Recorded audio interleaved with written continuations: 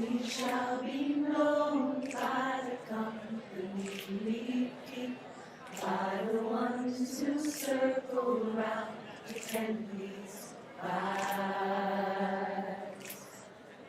We shall be known by the ones who sow and reap the seeds of change alive from deep within the earth. It is time now. It is time now that we cry. It is time we lead ourselves into the well. It is time now, and what a time to be alive. In this great turning we shall learn to lead in love. In this great turning we shall learn to lead in love. We shall be known by the company we keep, by the ones who circle round to tend these lives. We shall be known by the ones who sow and reap the seeds of change alive from deep within the earth. It is time now. It is time now that we thrive. It is time we lead ourselves into the well. It is time now, and what a time to be alive. In this great turning we shall learn to lead in love. In this great turning we shall learn to lead in love. In this great turning we shall learn to lead in love. In this great turning we shall learn to lead in love.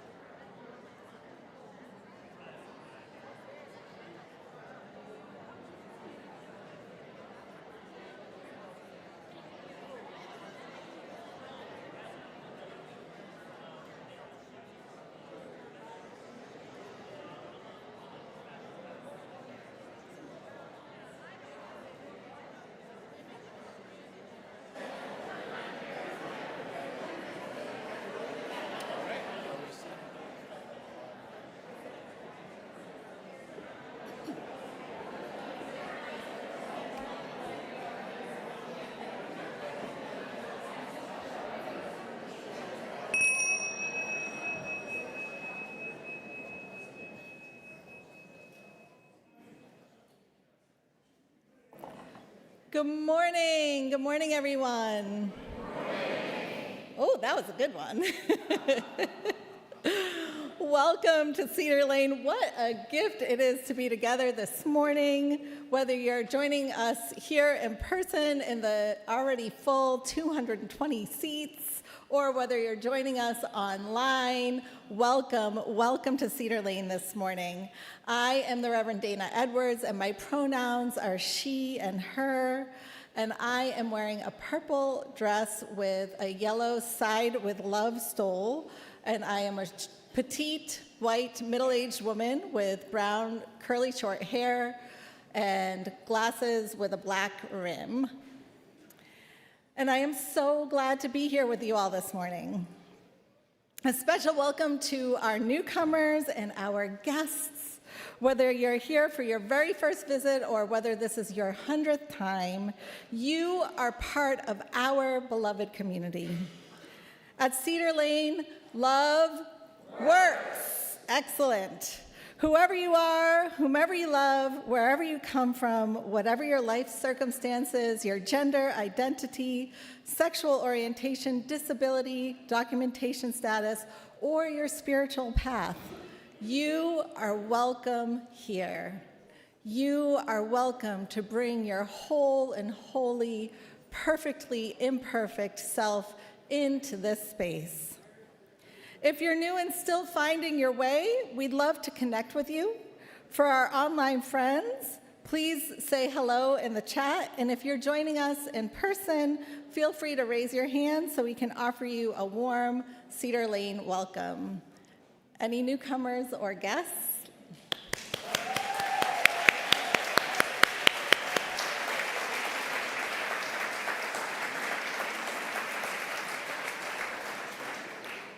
After the service, please join us in the fellowship hall and outside for refreshments and conversation, and to continue our festivities of our band book festival, which is happening today, which you are all a part of. And this band book festival is so meaningful because we are showing that joy is an act of resistance today. Yes.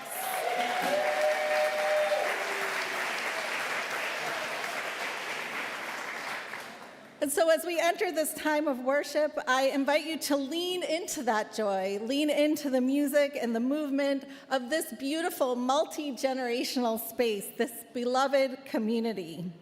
Feel free to use the creative listening materials in the back. And if you need a moment of care, please see Angela Wall, who is somewhere right over there, who is our caring ministry member today. This morning, we are delighted to welcome back to Cedar Lane our friend and Congressman, Representative Jamie Raskin.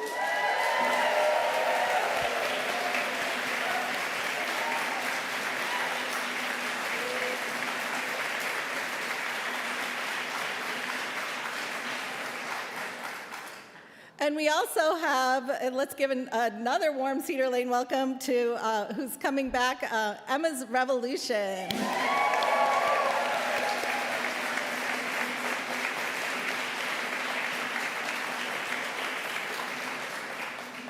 Congressman Raskin will be joining us a little bit later in the service since he's coming from another event.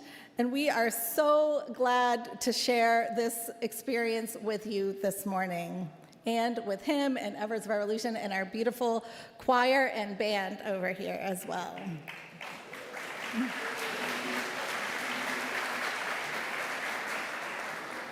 Now, in the spirit of love and connection, if you're online, drop a greeting in the chat. And if you are here, say a warm welcome to your neighbors.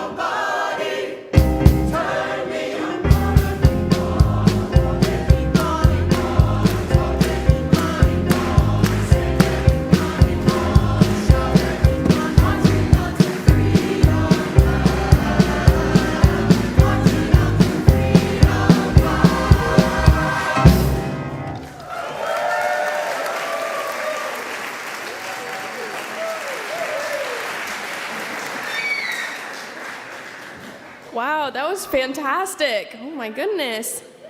Good morning. I'm Caroline Ritz, and my pronouns are she and her, and it is a joy to serve as your worship associate this morning.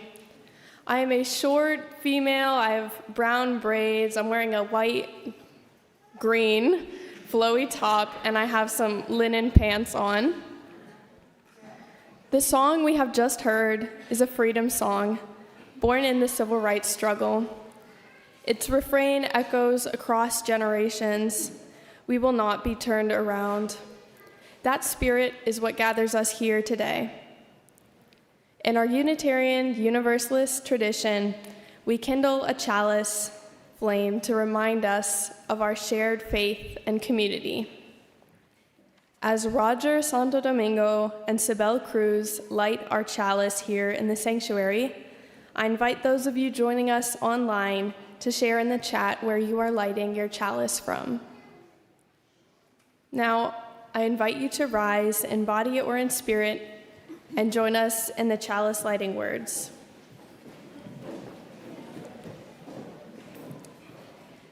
We light this chalice for the freedom to think, to question, to imagine. We light this flame for the stories that refuse to be silenced. We light this light for democracy, for justice, for love made real in our lives and in the world.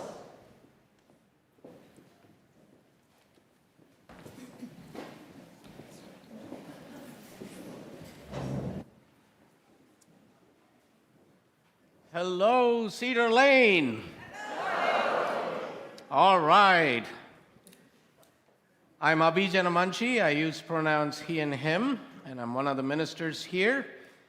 And for those who find a visual description helpful, I am a South Asian Indian man in my mid-50s with head hair that's mostly dark and a mustache and beard that's mostly gray.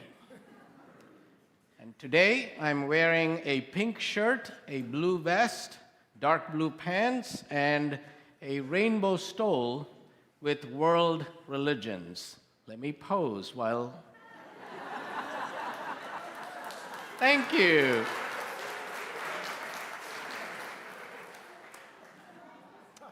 So today we're going to do something different. I'd like to invite our children and youth, if you're able, to come on down here. There's a nice rug here. I want you to join me here today. Come on up. Come on.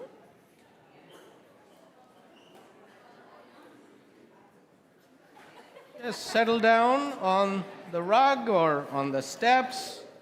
Just get comfortable.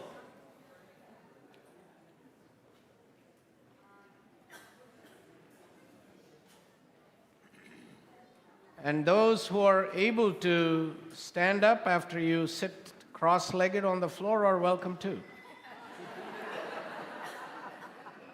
Yeah. Come on, Melanie. You can do it.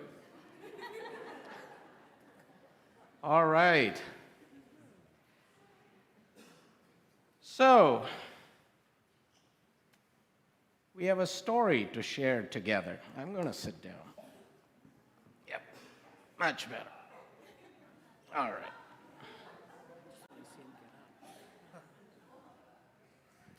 So I have a story to share, and it's a story from South Africa that has carried people through many years, through struggle and through hope, and into freedom.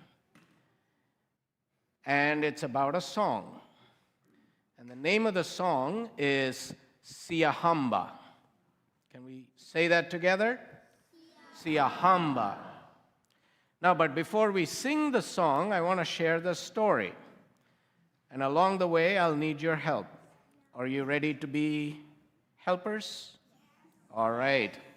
So, when I say we are marching, I want you to show me your feet. And do, yeah, Everyone. Yeah. March, march, march. And when I say in the light, I want you to hold up your hands like it's a big light. That's right. That is right. Look at that. That's awesome. So long ago, in small villages in South Africa, the song Siyahamba rose up in churches around fires in the voices of the people. It was passed on by memory long before it was written down. And then the song crossed oceans. Choirs sang it, communities sang it, and voices joined across the world. But the greatest power of the song came in the 1980s, when South Africa was still under a system called apartheid. Apartheid. These were laws that separated people by their race. Laws that stripped South African people of their right to vote, their right to move freely, and their right to live in dignity. And in those years, Siyahamba became a freedom song, and people sang it in the streets, they sang it at rallies, they sang it at churches. It gave them courage, it gave them hope, and it said, the light of justice cannot be put out. All right, see that? See, they're right there with me. You all were napping.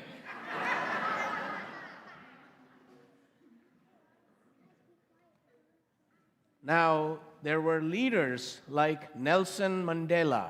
How many of you know Nelson Mandela? All right.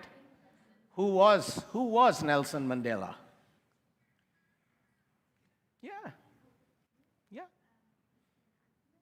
He was an activist, he was a freedom fighter, and then he was president of South Africa. So people like Nelson Mandela drew strength from the songs of the people like Siyahamba. Mandela himself once said, "It is music and dancing that makes me at peace in the world." It is music and dancing that makes me at peace in the world. And songs like Siyahamba gave him strength until apartheid finally ended. Now, this thread stretches further back to Mahatma Gandhi. How many of you know Mahatma Gandhi? All right. Now, Mahatma Gandhi was from India, but he lived in South Africa for many years, and he taught satyagraha. Can we say that? Satyagraha, which means truth force, the power of nonviolent resistance. Now, the Reverend Dr. Martin Luther King Jr. studied Mahatma Gandhi, and the civil rights movement was shaped by his teachings of nonviolence. And here, too, people sang freedom songs like, "Ain't Gonna Let Nobody Turn Me Around." So now, do you see the thread? Yeah? From Gandhi's satyagraha to Mandela's freedom struggle to Dr. King's vision of the beloved community, people everywhere have marched. All right. They have sung and they have lifted up the light of justice and freedom. All right, you guys are awesome. And now it is our turn to defend democracy. Yes?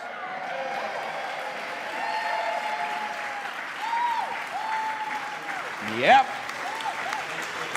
It is our turn to protect the freedom to read, the freedom to speak, the freedom to learn, and the freedom to live with dignity. So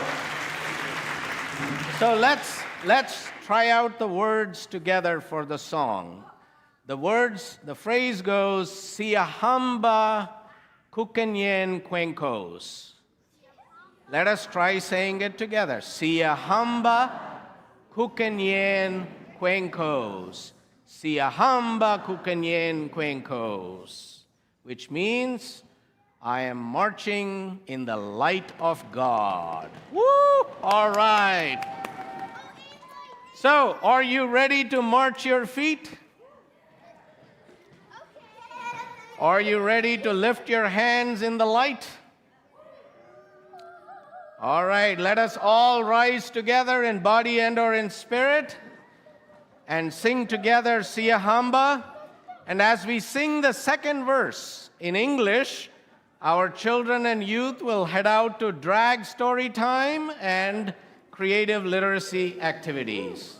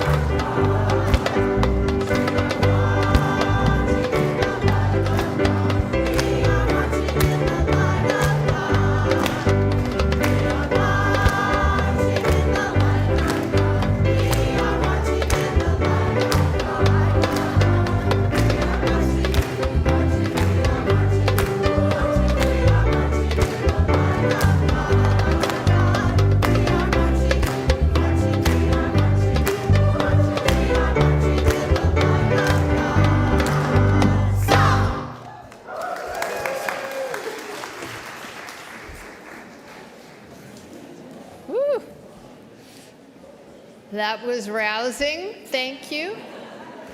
Appreciate that. We have so many people to thank this morning for so many things. The first, I just want to point out our beautiful flowers from Marbury Morrow, I think that's right. And we have beautiful flowers every week from our flower committee. Thank you.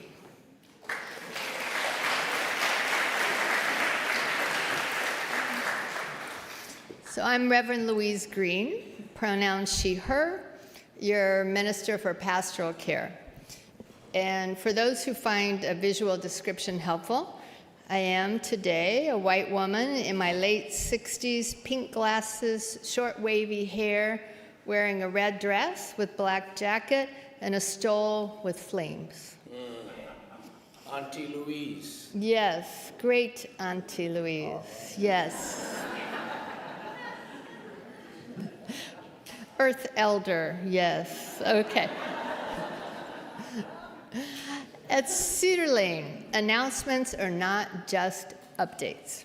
They are invitations to connect, to grow in community, and live out our values together. After the service, please stay for a fellowship hour. Our youth will be selling donuts to raise money for their spring pilgrimage to Selma. You could probably use a donut today, right? That's right. And please stop by the bookstore as well. We have a pop-up bookstore in the fellowship hall where you will find signed books by Representative Jamie Raskin, as well as a very special gift from our longtime member and beloved author, Phyllis Naylor. Phyllis has written more than 140 books, including Shiloh, which won the Newbery Medal. And she has donated some signed copies of her books to Cedar Lane. You will find them along with books by Fred Bowen, another Cedar Lane favorite today.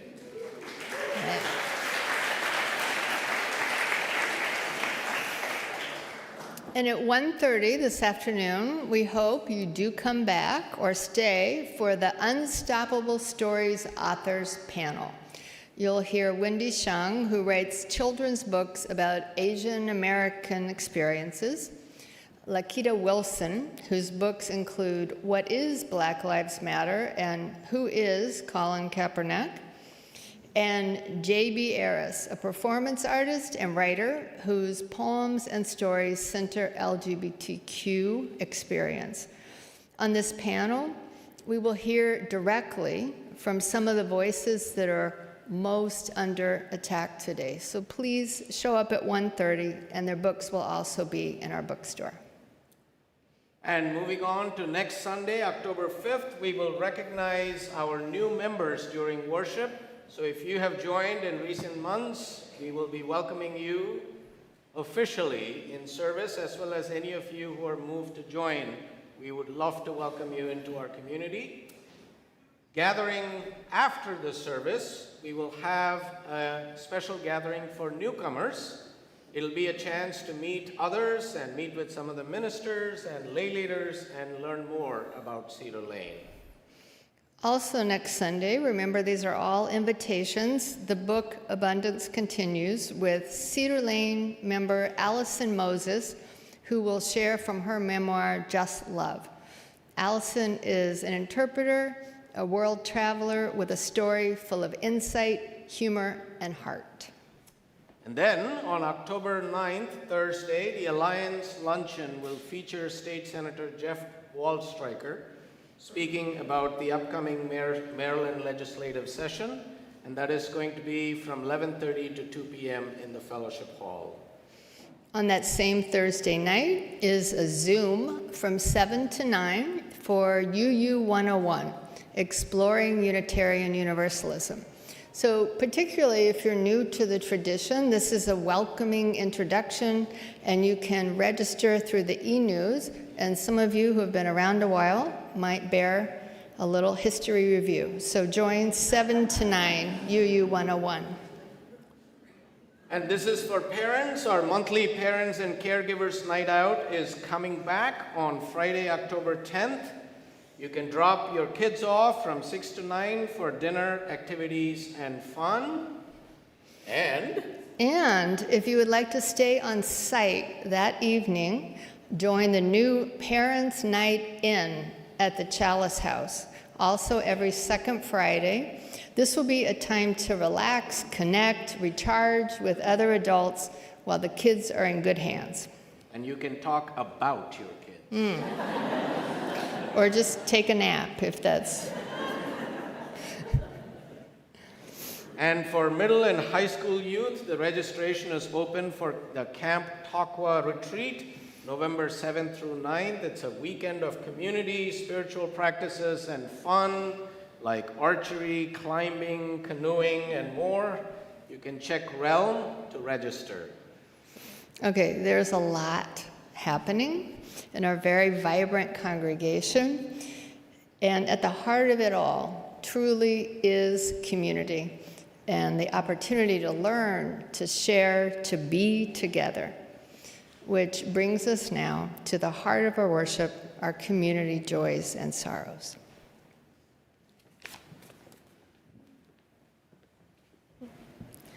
As we enter this quiet time together, I invite you to pause, take a slow breath in, and let it out gently. Feel yourself here, safe, surrounded in this circle of care. This is a moment to honor the fullness of life, the joy that brightens our heart, the sorrow that weighs on us, the questions that we carry inside. Whatever you bring this morning, know that you are held here in love. Within our Cedar Lane community, we hold Lynn Balabanus tenderly in our hearts as she mourns the sudden loss of her husband, Paul, yesterday. We hold Bob Harrison in prayers as he recovers from a fall and a hip fracture. Cards are welcome. We are sending healing thoughts to Michiko Yurko and her beloved dog, Zoli, who is recovering from 3 surgical procedures to remove fluid from around his heart and lungs. His family is encouraged by his progress, his courage, and his strong will to live. We hold especially those who are living with grief and uncertainty, federal workers facing job loss, immigrants still seeking safety, our trans and non-binary beloveds, women and people of color confronting injustice, and all who live with illness and disability. We also celebrate joy in our midst. After many years of waiting and uncertainty, Roger Santo Domingo and Sibel Cruz have received the good news that their asylum petition has been approved.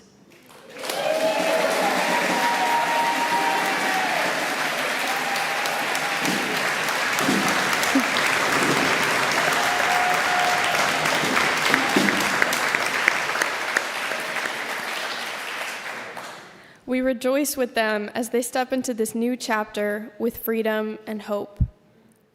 And we celebrate with Michael Mignano, who has just completed our intensive adult Our Whole Lives training. Our caring extends beyond these walls. We remember those scarred by war, genocide, occupation, and displacement. We remember communities suffering the relentless impact of climate change. We pray for healing, for justice, and for peace, that it may take root and grow. Now, in the spirit of compassion and connection, I invite you to rise in body or in spirit and speak aloud the names you carry in your heart, or share them in the chat. Together, let us hold them in stillness and in love.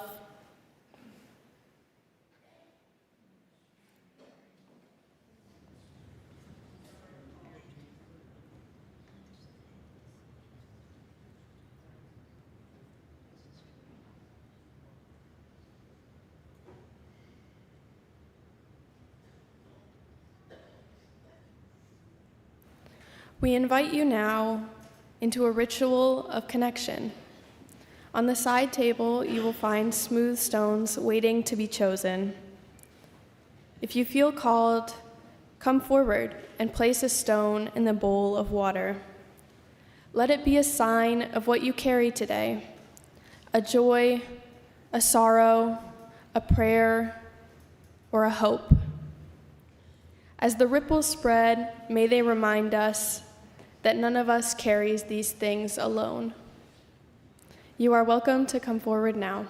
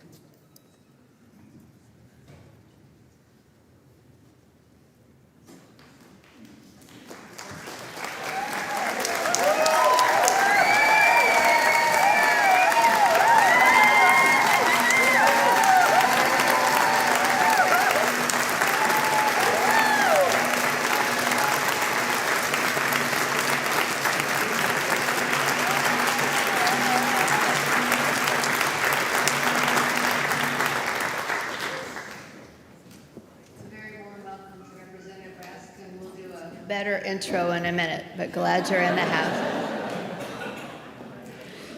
And now, with so much on our hearts and minds, would you pray or meditate with me, as is your practice? Source of all being, holy ones of many names, these are times of great challenge, and our spirits are weary of the turbulence. We bear witness to harsh change in this country that alarms and angers us. We bear witness to suffering and oppression globally that breaks our hearts. Yet being in this room together, being in this world in action, being with each other in compassion and care makes living more bearable and abundant, and our intention more clear.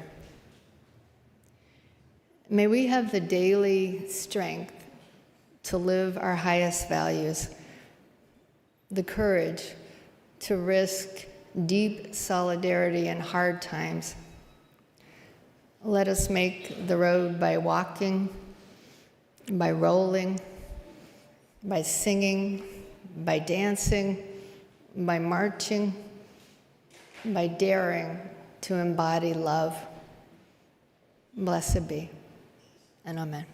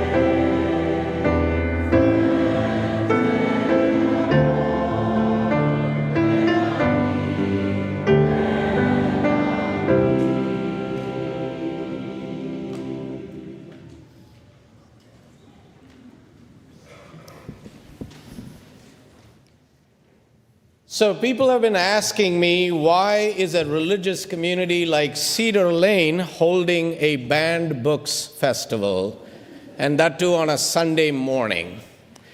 And why are we having Representative Jamie Raskin be our Sunday morning preacher?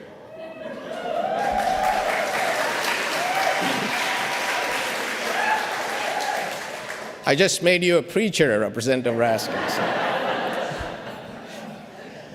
Well, the answer for us as Unitarian Universalists begins with our deepest commitments.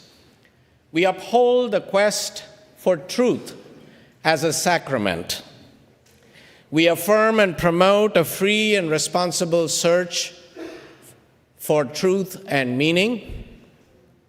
We affirm and promote the democratic process and the use of conscience, both in our congregations and in our society at large. These are spiritual principles and practices for us. You see, from the beginnings of our tradition, we have trusted reason, turned to many sources of wisdom, and lived with the conviction that revelation is not sealed. No one book, no one authority, no one person, no one religion holds the copyright on truth. It's as simple as that. And so the freedom to read whatever we want to read is not a hobby, it is holy. And that is why book bans should alarm us. Because they're not about protecting children, they're about censorship. They are. They're about marginalizing people, erasing history, silencing voices. And it is not random. The vast majority of all banned books are by LGBTQIA+ people, people of color, Jewish, Muslim, and other religious minority voices. And in silencing them, our society is saying their lives do not matter. Their stories do not belong. Friends, regimes ban books, not democracies.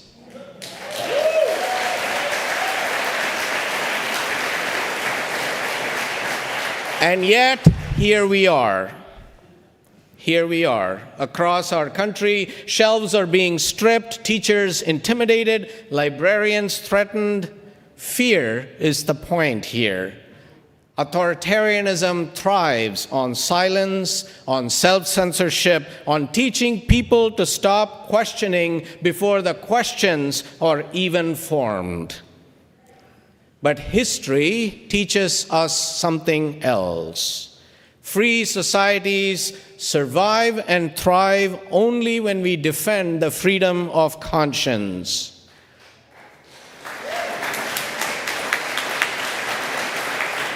They survive only when we defend the freedom of the press, the freedom to read, the freedom to speak, the freedom of religion, the freedom to believe, and the freedom not to believe.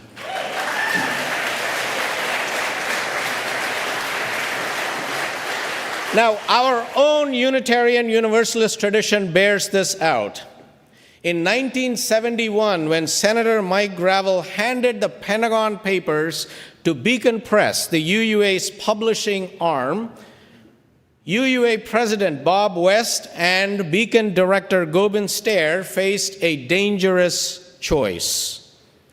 Risk financial ruin, government retaliation, even the survival of the denomination itself by publishing the United States' secret history in Vietnam. Now, other publishers had refused. The Nixon administration had forced the New York Times and the Washington Post to stop coverage. And then one night, Gobin Stair picked up his phone at home and heard the unmistakable voice of Richard Nixon. The president said, now I can't do a Nixon imitation, so you just have to bear with me. Think of Nixon and his voice. He said, Gobin, we've been investigating you around Boston, and I hear you're going to publish those papers that Senator Gravel has. Now, Nixon never gave a direct order, but the pressure was clear. Do not publish. Stair later said that being told not to do it was the very reason he knew Beacon had to do it. That was it. And the retaliation was swift, with FBI raids, bank audits, nearly bankrupting the UUA. But West and Stair held the line because transparency and truth are not optional. They are acts of moral courage. And that same courage, that same defiance in the face of intimidation lives on in every movement for justice. The struggle for truth and freedom is never only about one moment in time. It is a thread woven through history, carried forward by those willing to risk much so others might live free. This week, we also mourn Assata Shakur, who leaves a legacy of resilience and fierce love. She once said, "It is our duty to fight for our freedom. It is our duty to win. We must love each other and support each other. We have nothing to lose but our chains."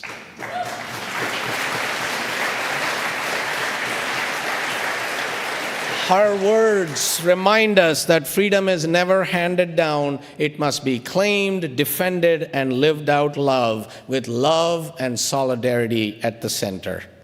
And it is in this spirit that we mark Banned Books Week. And the theme says it all. Censorship is so 1984. Read for your rights. So our festival lifts up diverse stories, even uncomfortable ones, because only truth can heal what is broken. Only love can do that.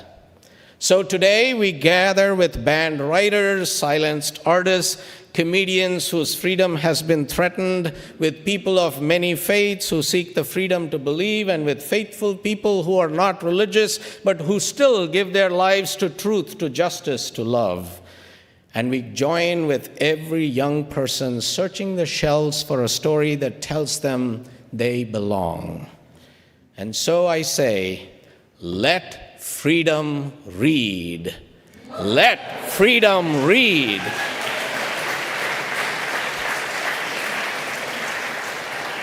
And let the people say, amen. Amen.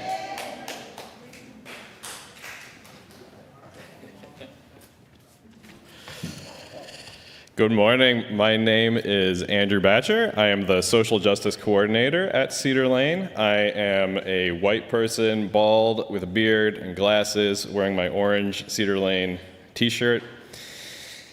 Each week, when we gather, we are reminded that this community is sustained by all of us, by our care, our presence, and our generosity.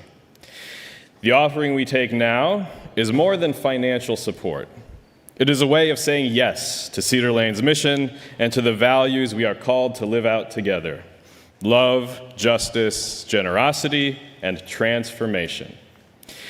Your gifts make this possible. They sustain our worship, our programs for all ages, our partnerships in the wider world, and our capacity to grow in faith and in service. This morning, as part of our Banned Books Festival, our Share the Plate partner is the American Library Association, or ALA.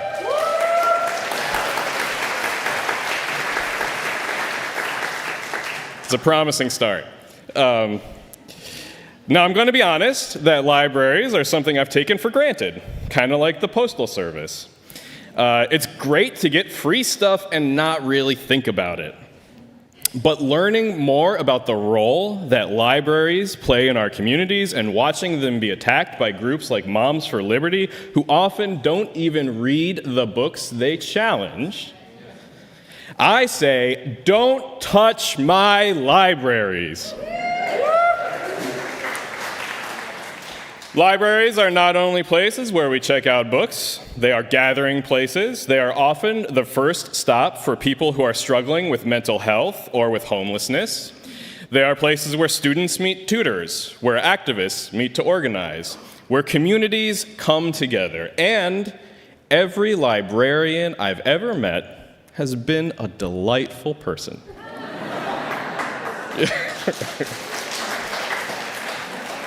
The American Library Association supports libraries and librarians in their daring work to defend the freedom to read, intellectual freedom, and equal access to information.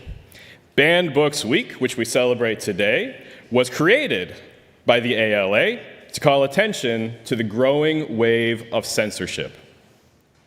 According to PEN America, more than 16,000 books have been banned in recent years. 37% of those books feature characters of color or themes of race and racism.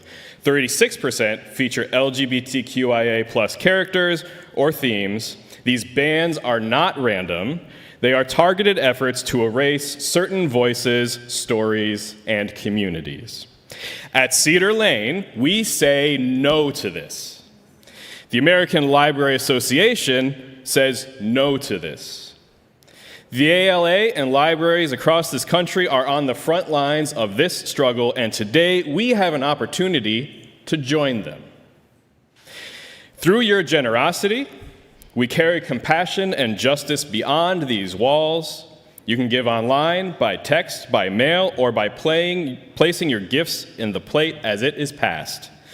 Every contribution, large or small, helps strengthen this community and extend our reach. This morning offering will now be given and gratefully received.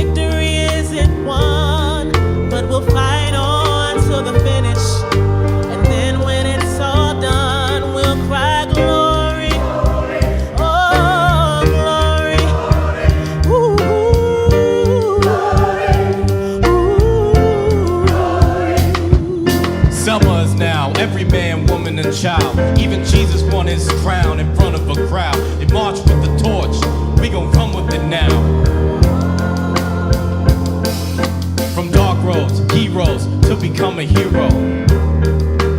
Power with the people, enemy is lethal. King became regal, saw the face of Jim Crow under the bald eagle.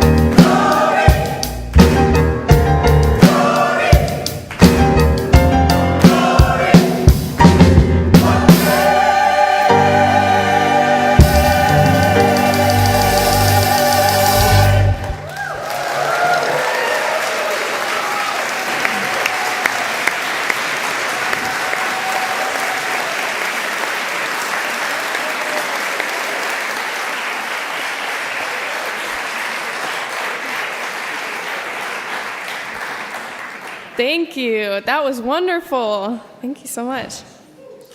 Our guest preacher this morning is someone who really needs no introduction. We know him as our congressman, our neighbor, and one of the strongest voices for democracy today. He's worked to expand justice and equality, helping repeal the death penalty and pass marriage equality here in Maryland, serving on the January 6th committee, and leading the second impeachment trial.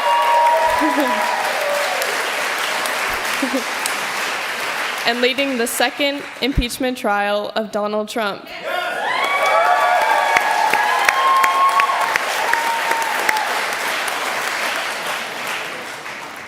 He also founded Democracy Summer, which has trained and inspired young people to protect voting rights and strengthen our democracy. He's the author of many books, including We the Students, a resource that has introduced thousands of young people, such as myself, to legal studies through the Supreme Court cases on student rights, discipline, religion, safety, and equality.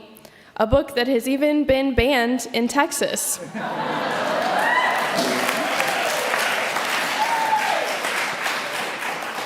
And in Congress, he has been a national leader in the fight against censorship and book bans, publishing legislation and resolutions to protect the freedom to read as a cornerstone of democracy. So please join me in giving a big Cedar Lane welcome to our representative, our friend, and one of the strongest voices for democracy in the United States, Representative Jamie Raskin.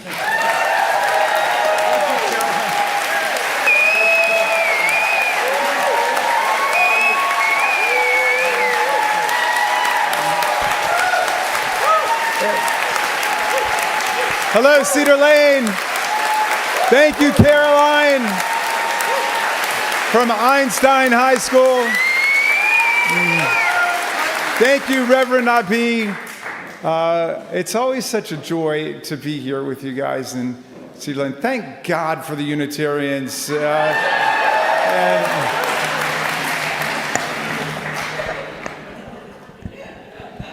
You know, I've got a busy day. I'm out on the road, and I've been so looking forward to this. I told somebody on the way I had to leave where we were in Wheaton for the arts parade, and they said, "Where are you going?" I said, "I'm going to Cedar Lane to preach." They said, "You're preaching to the choir." I said, I like preaching to the choir, okay? That's my favorite place to preach. The choir needs to be preached to too, right?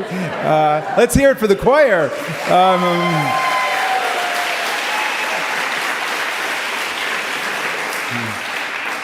Caroline said my book, We the Students, was banned in Texas. In that very same week, it was amazing. Vladimir Putin banned me for life from Russia for my pro-Ukrainian activities. And so I've been banned in Texas, I've been banned in Russia, but I'm making it at Cedar Lane, Unitarian Universalist Church.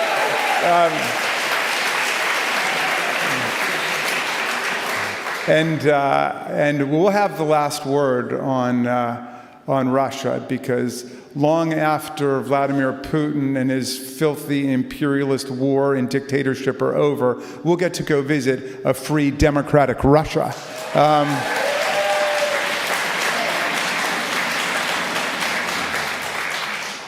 So your theme for the day is let every story be heard. So I'm just going to tell you a few stories today, if that's all right. I'm going to start with my story as a politician. Caroline was kind enough to invoke my glory days when I actually used to get legislation passed,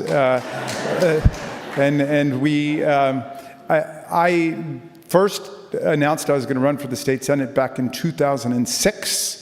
I know that was before some of the people in the room were born,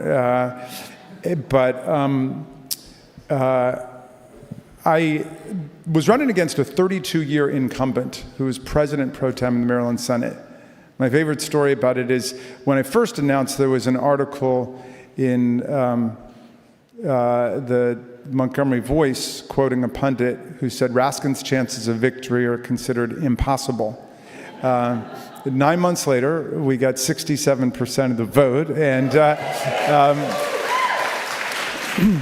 there was an article in the Washington Post quoting a pundit who said Raskin's victory was inevitable. So we went from impossible to inevitable in 9 months because the pundits are never wrong. I like to tell the young people in our Democracy Summer project that in politics, nothing's impossible, nothing's inevitable. It's only possible through the democratic arts of education and organizing and mobilizing people for change. And when I first announced I was going to run, it was a freezing cold day in January of 2006, and Sarah and I and our 3 kids went out on our front porch, and I made my big, overly long speech.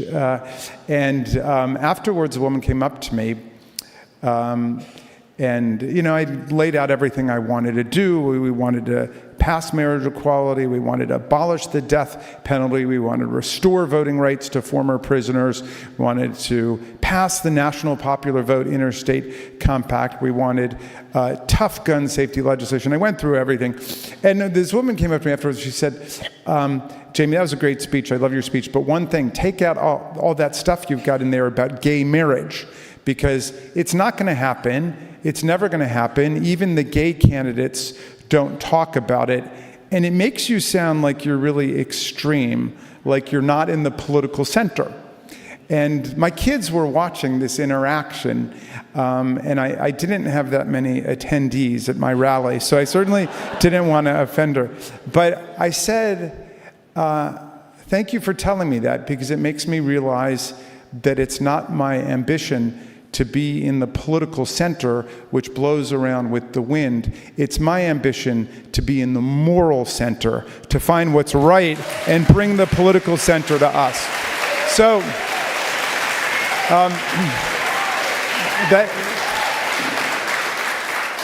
that's the story I want to tell you about my political career that I return to a lot as I think about all of the moral and ethical and political and existential dilemmas and quandaries that all of us are thrown into during these very hard days. I want to quote for you a German Jewish writer, Heinrich Heine, who wrote from Germany, who said, "Those who start by burning books end up by burning authors."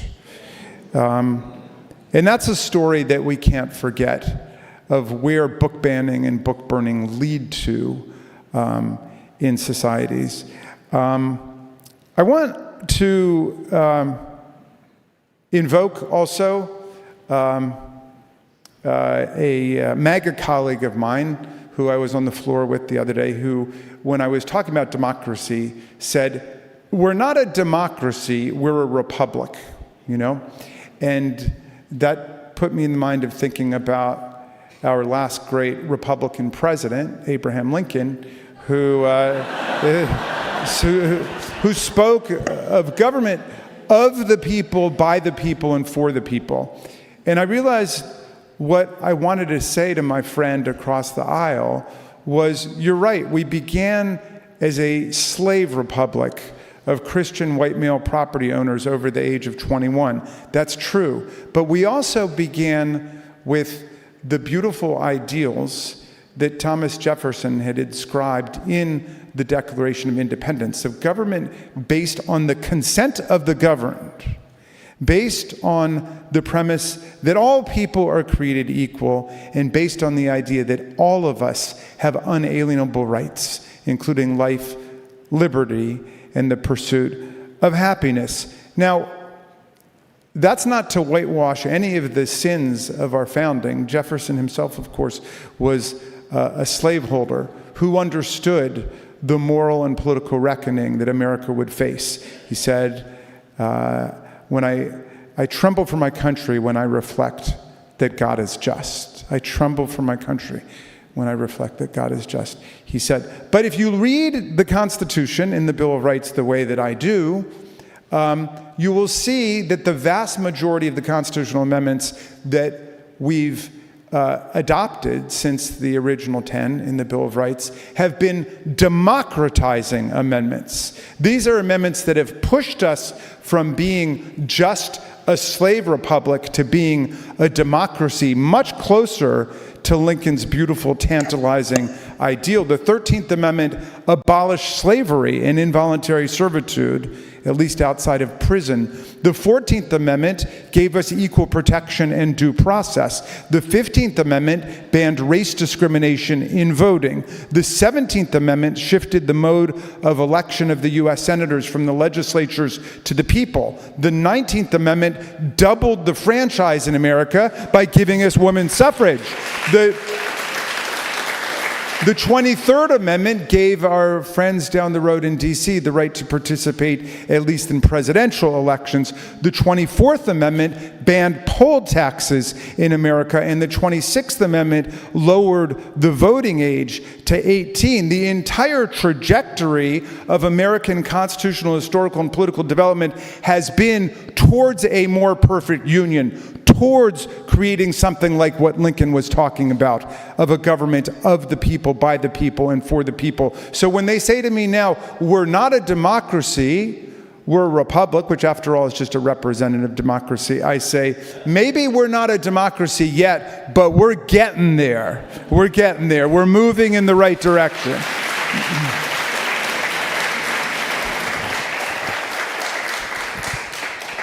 And we're not remotely finished. You know, sometimes people say, well, today we're defending democracy. This we are. But democracy is not just a collection of rules and a collection of processes and rights. Democracy is a project that all of us are involved in together. Democracy is moving. Tocqueville saw that when he wrote Democracy in America. He said that he observed in our country that voting rights and democracy are either shrinking and shriveling away or they're growing and expanding. We've got to get democracy back on the growth track in America. That's our job. And one way that we do that in America is through the statehood process. We started as 13 states. Those of us who are blessed enough to be born in Maryland know that we are both a star and a stripe on the flag, okay? We are one of the original 13, and then also we're of the 50 that are there. But we've admitted 37 states. The vast majority of the states were admitted. We've got to get back on that statehood progress path. I'm not talking about Greenland and Canada and Panama. I'm talking about Washington, D.C. and Puerto Rico.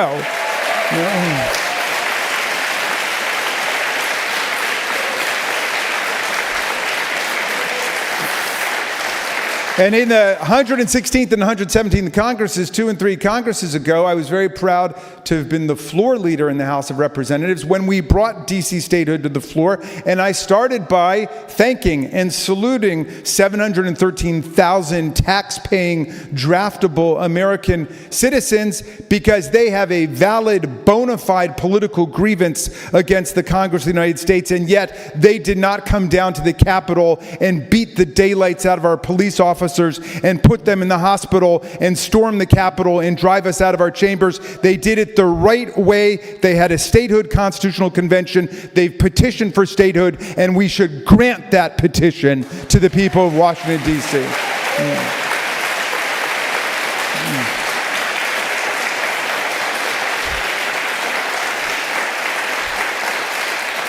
And we have 3.5 million of our fellow U.S. citizens in Puerto Rico who also have paid dearly the price of colonial subjection, as when President Trump cheated them out of hundreds of millions of dollars of aid after Hurricane Maria and throws some Scott paper towels at them instead. It is time for us to lift everybody up in the country and make everybody part of the American government who lives here and is governed by it.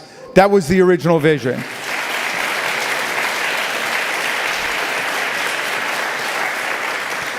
Now, we're in some tough times. We are in some hard times. And so we must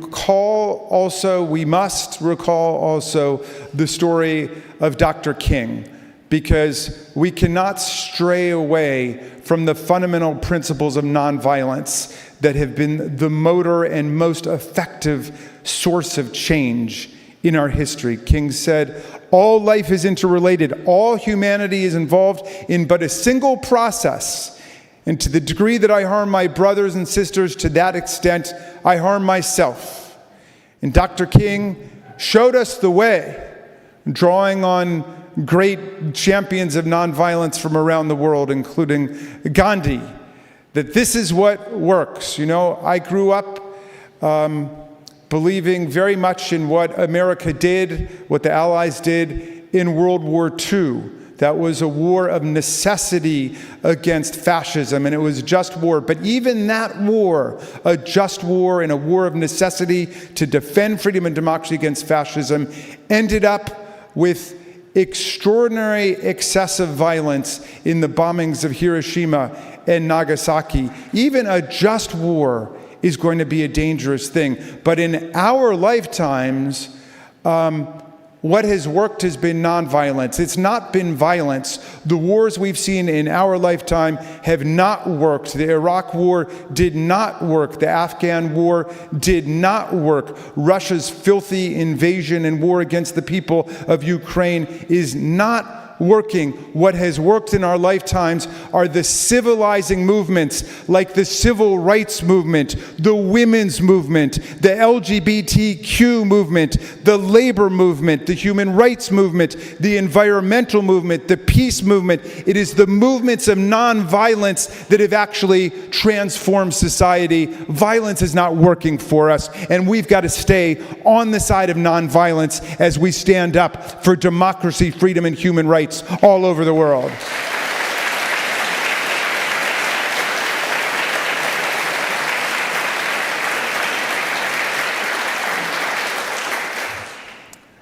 I want to remember the story of Thomas Jefferson, who gave us, with James Madison, the First Amendment. They fought for the First Amendment. They fought for the freedom of speech. They fought for the freedom of press.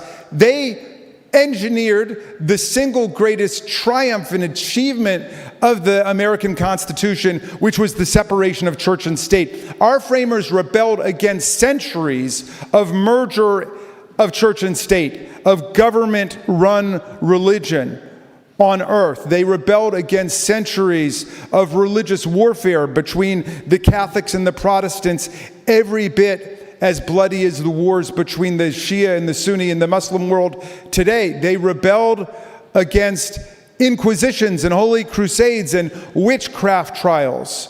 They wanted to place government on the basis of reason, People coming together from whatever religious faith, moral, ethical perspective, religious perspective they have, and speaking together to try to achieve the common good.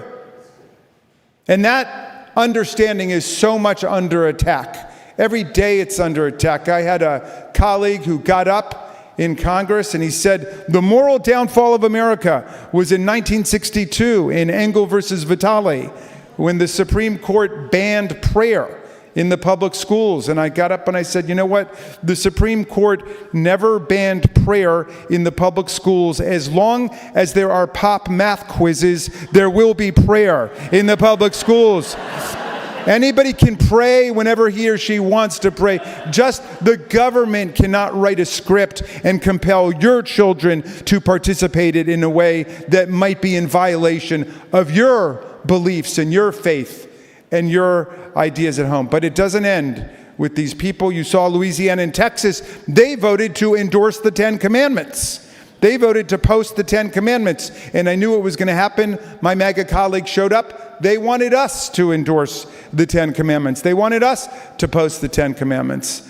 And I said, gee, you know, the 10 Commandments have been doing fine for millennia without an endorsement by the U.S. House of Representatives and by the Freedom Caucus. No, one of the guys tries to convince me. He says, the 10 Commandments are the basis for the Bill of Rights. And I said, gee, I mean, I know there's 10 in each one and everything, but let's test the proposition. The first commandment says, thou shalt have no other God before me. The First Amendment says, Congress shall make no law respecting an establishment of religion, nor prohibiting the free exercise thereof. I'm not sure how one dictates the other. And we go up to the Rules Committee, my friend Jim McGovern, they want to have an up or down vote on the 10 Commandments. And I said, you know what? If we're going to vote on the 10 Commandments, then we should have to vote on each commandment separately. Okay, not the omnibus package.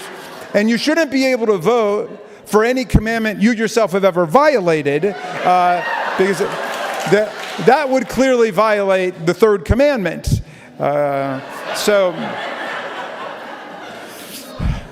So here we are.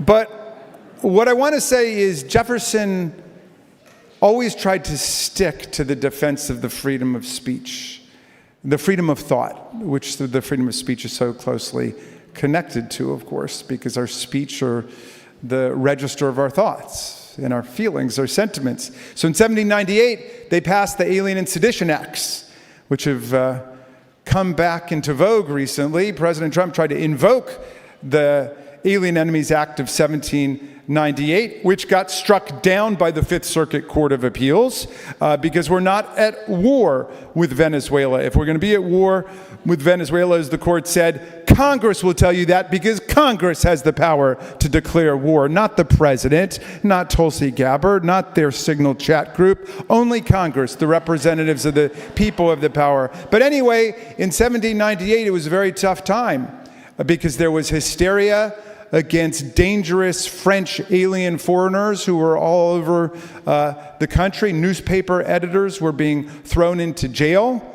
And one of Jefferson's friends, John Taylor, wrote him a letter despairing of the situation, saying he could hardly believe that this was the same country that had a revolution against the king, that had separated church and state, that had established freedom of speech and press. And he said, I don't recognize my own country, and I want to just retreat from the public sphere, this guy John Taylor said. And Jefferson wrote him back and he said, a little patience, and the reign of witches shall pass over, their spells dissolve, and the people recovering their true sight recover the principles of their true government. In the meantime, we're suffering all of the horrors and malignities of this dark period. But if the game runs against us sometimes at home, we must have patience until our luck turns, because this is a game where principles are at stake. Some words to you from Thomas Jefferson, who was not perfect in any way, but tried to hang tough for freedom. Well, Our Constitution's under attack, and everybody sees it. The very preamble itself is under attack. The mission statement of the Constitution: we, the people of the United States, in order to form a more perfect union, establish justice, ensure domestic tranquility, provide for the common defense, promote the general welfare, and preserve to ourselves and our posterity the blessings of liberty, do hereby ordain and establish the Constitution of these United States. In the very next sentence, the first sentence of Article 1 of the Constitution says, all legislative power is vested in a Congress of the United States. Is vested in a Congress, right? So, Article 1 lays out all the powers of Congress: the power to declare war, the power to impose taxes and tariffs. That's not a power that belongs to the president. That's why these illegal, unconstitutional, counterproductive, ridiculous tariffs were struck down in the Court of International Trade. It's why they were struck down in the Federal Circuit Court for the Federal Circuit. No president has ever tried to arrogate to himself the power to unilaterally impose tariffs and set trade policy. That's never happened before. The trade policy that is putatively being imposed is not even a trade policy. He just put a 50% trade tariff on the people of Brazil. We've got a $5 billion trade surplus with Brazil. Well, why do we have trade sanctions against Brazil then? Because President Trump didn't like the way that they treated his brother in arms and in turn, President Bolsonaro, who tried to have his own January 6th violent insurrection in Brazil. And he went through the criminal justice system, and he was convicted of violent insurrection. And now that's why Trump wants to impose trade sanctions on him.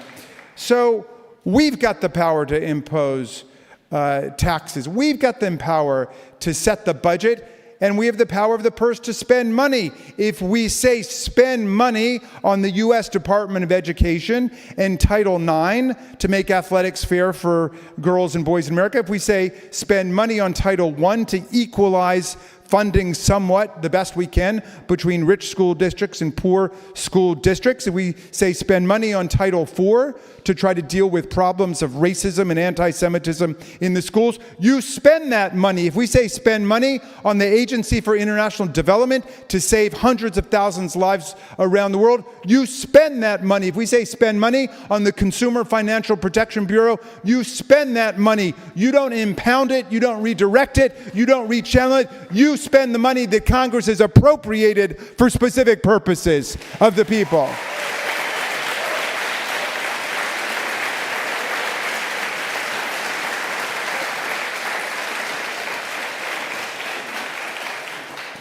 Look, you get all the way through Article 1, page after page after page. You get to Article 1, Section 8, Clause 18, and all other powers necessary and proper to the execution of the foregoing powers, right?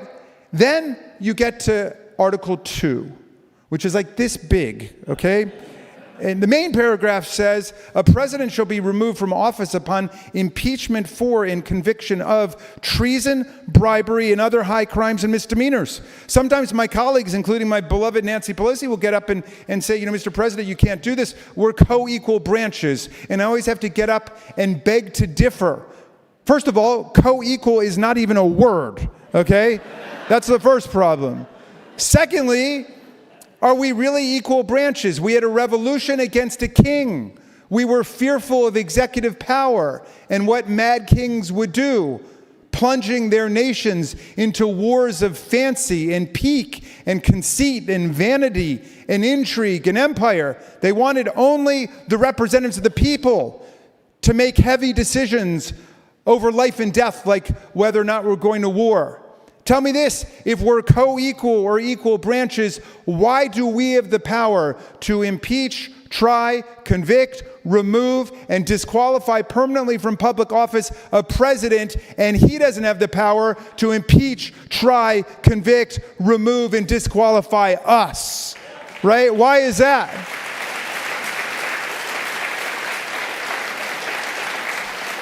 It's the role of the courts. In Article 3, as Chief Justice Marshall put it in Marbury versus Madison, it's emphatically the province and the duty of the courts to say what the law is.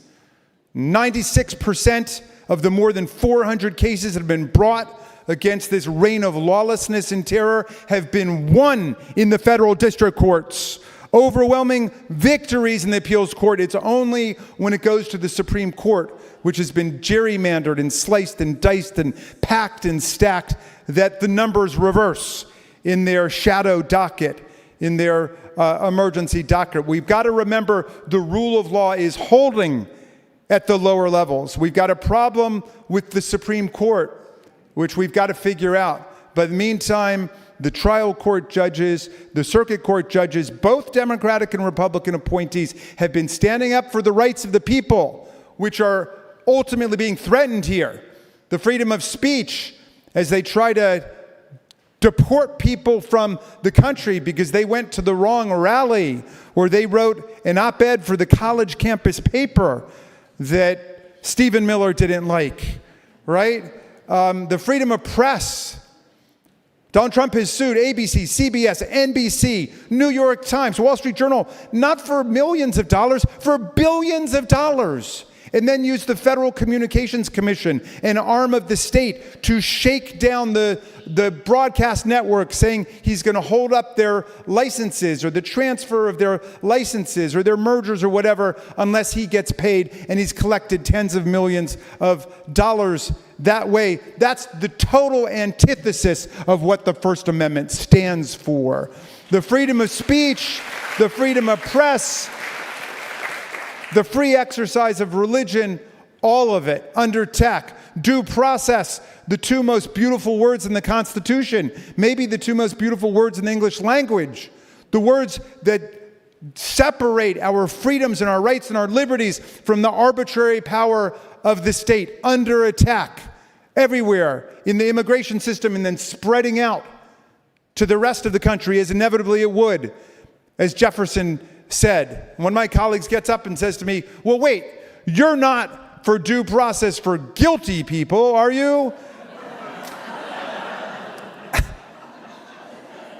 And I said, that's the whole point. We don't know if they're guilty until there's been due process.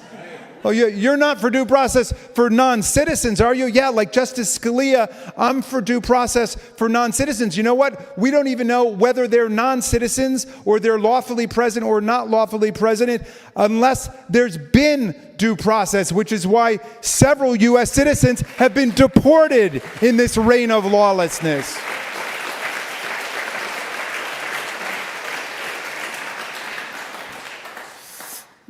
So, my friends, let's let all the stories be heard. That's America. That's America. Let everybody's story of arrival, of struggle, everybody's story of transcendence, everybody's story of defeat and victory be heard. We can handle it. I'm going to quote to you. I just finished reading Navalny's book, Patriot. Anybody out there read that? That's a great book. I recommend it highly. I quoted this passage down for you. We must do what they fear. He writes this from prison. Because I could never understand. I don't know. It destroyed me when Navalny went back to Russia, you know? He was out, and he went back to fight for his country. Anyway, he wrote this from prison. We must do what they fear, which is to tell the truth, spread the truth everywhere. This is the most powerful weapon against liars. Everyone has this weapon, so make use of it. Don't be afraid of anything. This is our country, and it's the only one we have.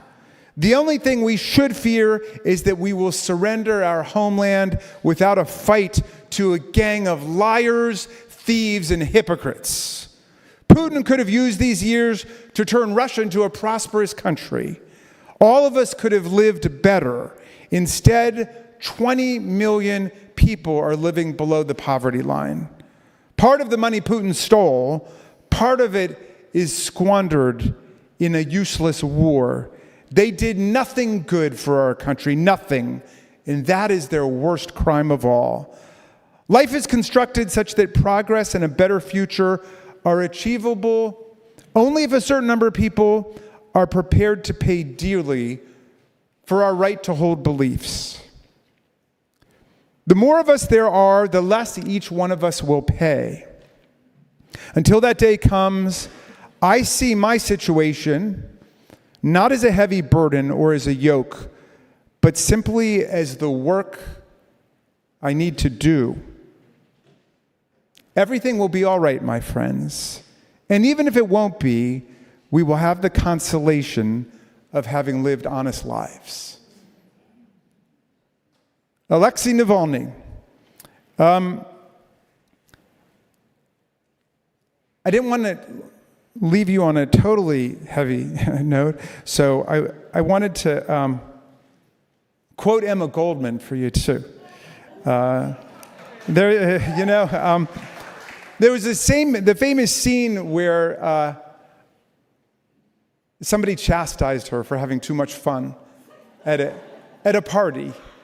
A party of all the liberals and radicals and anarchists. And so anyway, I went back to the passage where she wrote about this. She said, "At the dances of the community, I was one of the most untiring and one of the gayest. One evening, a young man took me aside. With a very grave face, he whispered to me that it did not behoove an agitator to dance. My frivolity would only hurt the cause. I grew furious at his impudent interference. I told him to mind his own business. I was tired of having the cause constantly thrown into my face. I did not believe that a cause which stood for freedom from convention and prejudice should demand the denial of life, creativity, and joy. I insisted that our cause could not expect me to become a nun, and that the movement would not be turned into a cloister. If it meant that, then I did not want to be part of it. I want freedom, the right to self-expression, everybody's right to beautiful and radiant things. Anarchism meant that to me, and I would live it in spirit of the whole world, prisons, persecution, everything. Yes, even in spite of the condemnation of my own closest friends, I would live my beautiful ideal. If I can't dance, I don't want to be a part of your revolution."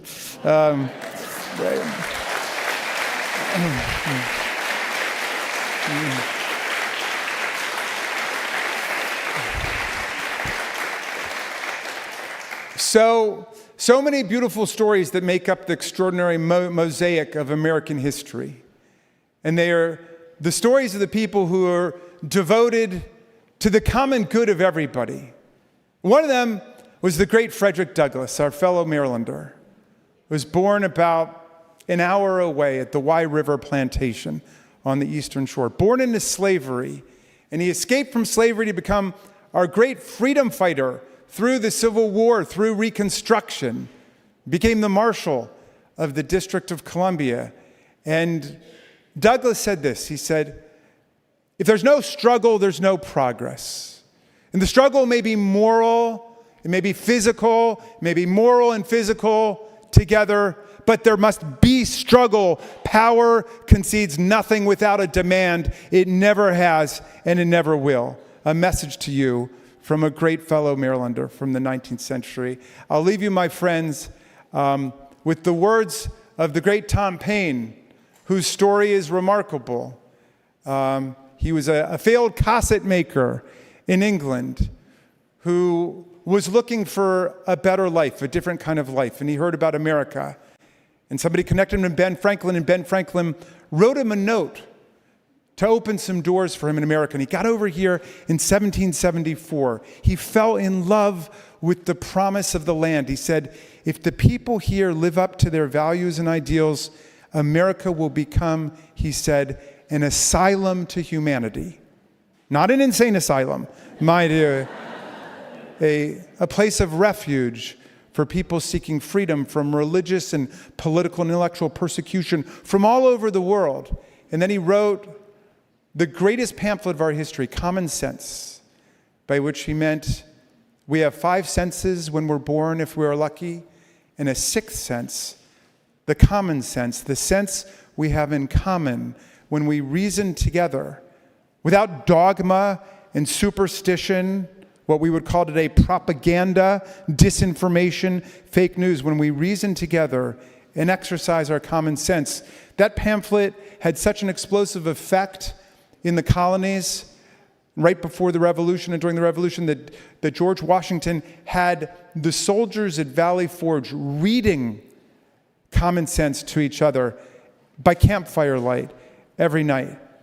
But anyway, 1776, that was a tough year. And, we like to think today that the whole country was together. Everybody wanted to embark upon a path of constitutional democracy and freedom, but it's not true. You got to check out this wild book by H.W. Brands, the Texas historian, called The First Civil War, about how the American Revolution was really like a civil war in the way it turned people against each other, because half the people are running around saying, you can't beat the greatest military empire that ever existed. And they've got all the guns and they've got all the bayonets. You can't beat the kings and the queens and the lords. You can't disentangle church and state. You can't fight for something as ridiculous as freedom of speech, freedom of thought. No, it'll never work. A lot of people on that side, Ben Franklin's own son, the governor of New Jersey, ended up in jail by the end of the war for siding with King George. But half of the people were saying, let's give it a try. Let's see if we can put government on the basis of the consent of the government and the equal rights of all and freedom, unalienable rights of the people. Let's pledge to each other our property, our lives, our sacred honor to make that happen. So anyway, he wanted to write a pamphlet to give people hope when a lot of people didn't know and they were wavering, and he wanted to stiffen everybody's back and say, we're in the middle of this and we're going to get through it. We're going to make it. We're going to make it through stronger than we ever were. And he wrote this beautiful pamphlet called The American Crisis. And I'm going to just quote a little passage for you. I'm going to update the language pursuant to strict instructions from Nancy Pelosi. She said Paine was a feminist, and that he was, and he wouldn't mind. But anyway, he said, these are the times that try men and women's souls. The summer soldier and the sunshine patriot will shrink at this moment from the service of their cause and their country, but everyone that stands with us now will win the love and the favor and the affection of every man and every woman for all time. Tyranny, like hell, is not easily conquered, but we have this saving consolation. The more difficult the struggle, the more glorious in the end will be our victory. Let's make that victory ours in our century. Thank you, Cedar Lane, and thank you, Reverend Abbey. Thank you all.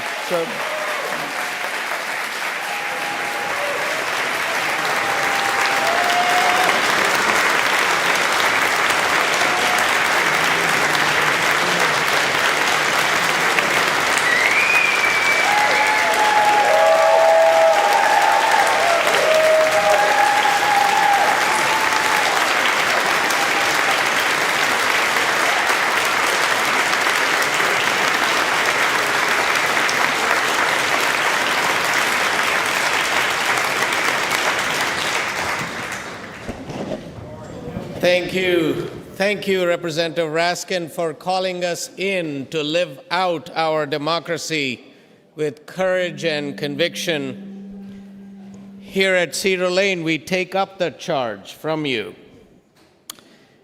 And as Thomas Paine also said, the cause of America is in a great measure the cause of all humankind. So now let us rise. This is a UU revival service, folks. Where we're not bound by the 1-hour constraint. So let us welcome Emma's Revolution to lead us in We Are the Power. What an honor to be the closing act of Representative Jamie Raskin. My goodness. Remember, it's about all of us. We are the power.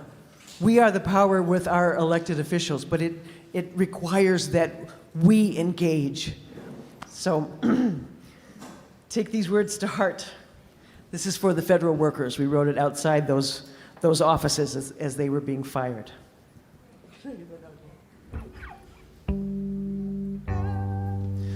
We are the power, and we know it in our bones.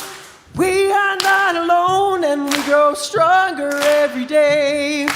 We take down the tyrants with our courage and our spirit. We are strong, and we grow stronger every day.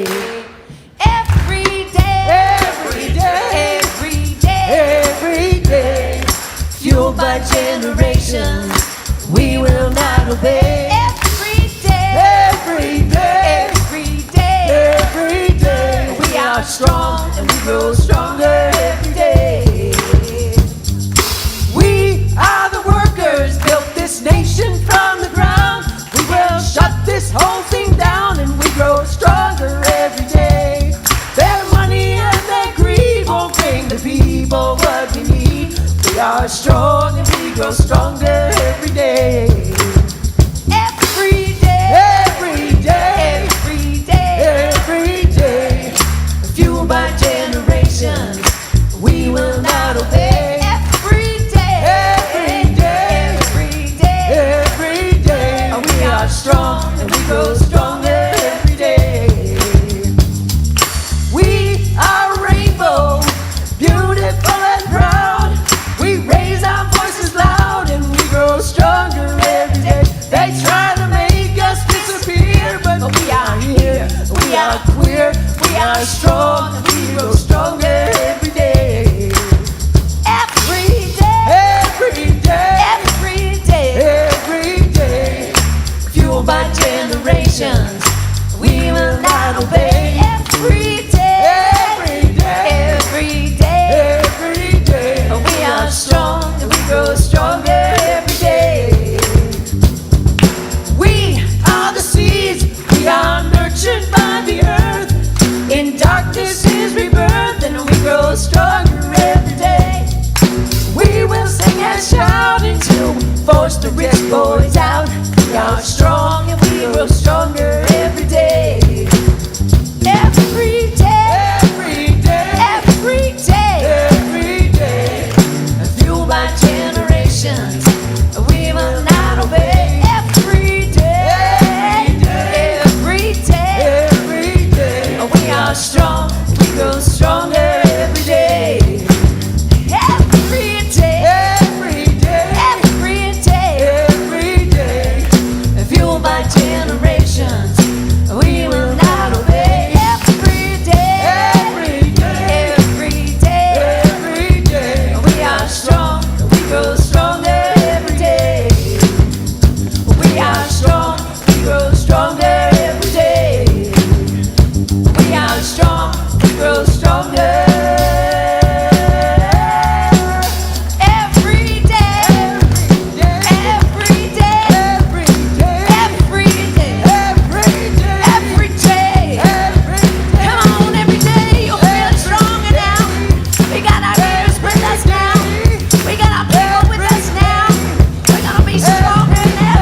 Every day, oh, every day, every day, every day, every day.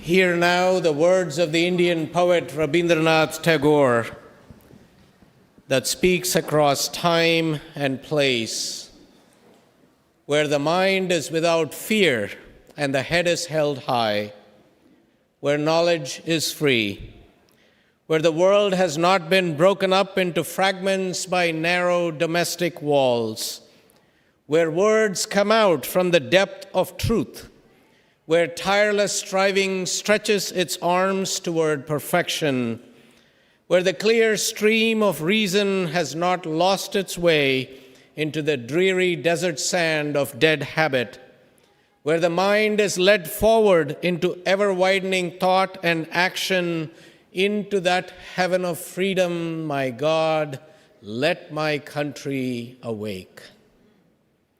Shalom, salam, Om Shanti, Amen, Ashe, blessed be. Let us rise one more time to join Emma's revolution and sing peace, salam, shalom.